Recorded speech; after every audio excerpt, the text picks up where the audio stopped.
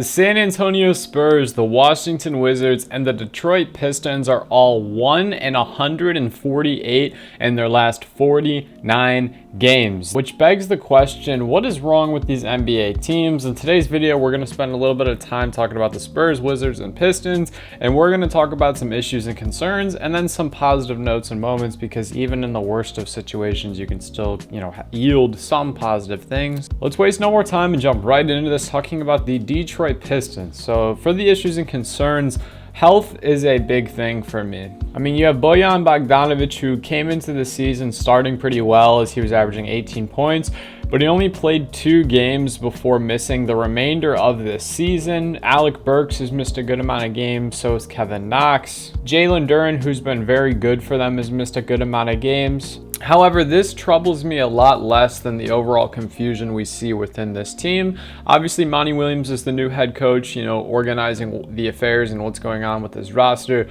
But it just seems like with Jaden Ivey, Killian Hayes, Marvin Bagley, Kevin Knox, James Wiseman, we're seeing a ton of confusion outside of pretty much everyone not named Ausar Thompson and Cade Cunningham and Jalen Duren.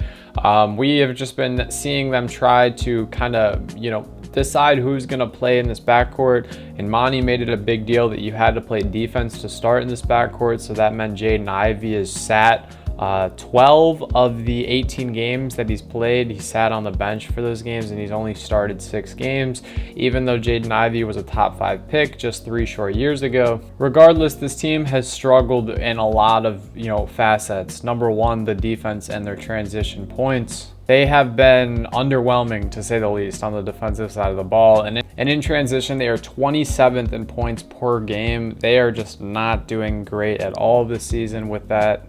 However, there are some positives with this Pistons team for future growing. Obviously, no one really expected them to make the playoffs, but this year, Ausar Thompson's defensive ability and rebounding has just blown me and many people out of the water. His ceiling is extremely high. If he can just learn to shoot the ball a little bit better, he is, that's another issue that it's been pretty troubling watching him try to shoot the basketball. Jalen Duren and Cade Cunningham look amazing. I'm very proud that Cade Cunningham has stayed healthy and produced while he's playing 36 minutes a night. He started every single game, and he hasn't missed a single game either. This season, Cade's averaging 22 points and 7 rebounds, along with a steal a night on pretty good splits, as he's shooting about 43, 35, 90. Obviously, his field goal and 3-point percentage, you'd want to see that be up a little more. However, he is pulling the majority of the weight on this team. Jalen Duren, another guy I got to give some love to. He has been absolutely amazing on the glass and on the defensive side of the ball. All in all, this team just needs a ton of work. It just needs a lot figured out. They are going to have to try to move Bojan to a contender. Someone like the Lakers or the Miami Heat, I feel like he would be perfect, and I'm sure they could get back a decent bit of draft capital and or just younger players.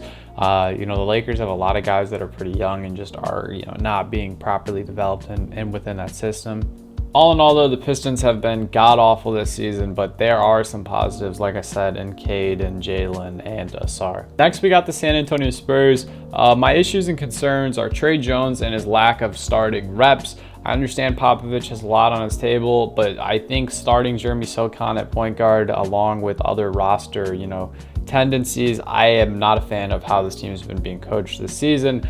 It seems like they're trying to, play a little bit bigger or try to help, open up the floor, draw more attention away from Wembanyama so he can get a little more active and avoid those double teams. But with this, Wembanyama's 3-point percentage has been awful. He's shooting like 23%, I want to say, from downtown. Tre Jones has, 6 assists off the bench a night, and Tre Jones isn't starting at all. I mean, he's averaging 10 points and 6 assists off the bench, and he's played 18 games and he's started 0 of them. Meanwhile, Jeremy Sochan has started 20 of them. Keldon Johnson, Zach Collins, all these guys have started 20. Devin Vassell has started 10 games and played 16. I mean, I am not a fan at all of the way these rotations are working. I'm not a fan of the minutes distribution. Obviously, Popovich is a great coach, but there's a lot I would change. For the positives, Wembanyama has been rebounding and playing great defense, and he has been healthy. I feel like that was the biggest knock coming into the season. People were saying Victor is not going to stay healthy. Well, he's started in all 22 games and he hasn't missed a beat. Devin Vassell looks really solid coming back from injury. One thing I got to say though is Keldon Johnson, I feel like he needs to be traded or defined while his value is high. Either A, you're saying, hey, you're the number 2 or the number 3 on this team, we're keeping you. Or B, you have to trade him. Like I said, while his volume's high, there's a ton of people that could use a wing who can score and play pretty decent defense. And then back to the Trey Jones thing for the positive. It's good that he's averaging 6 assists off the bench. I just wish we got to see Trey and Devin Vassell share the backcourt, and then maybe Keldon at the 3, Victor at the 4 or 5, or Zach Collins at the 4 or 5. I feel like that unit is a lot better. But then you have Jeremy Socon in the mix. So I don't know. There's a lot to figure out with the Spurs. That's my positive. The biggest positives are definitely Wembanyama's health, defense, and rebounding. Then finally, we got the Washington Wizards. Kyle Kuzma looks like he's just playing AAU basketball. That's the biggest concern for me. Not only that, but Jordan Poole looks awful. I mean, his efficiency is in the gutter.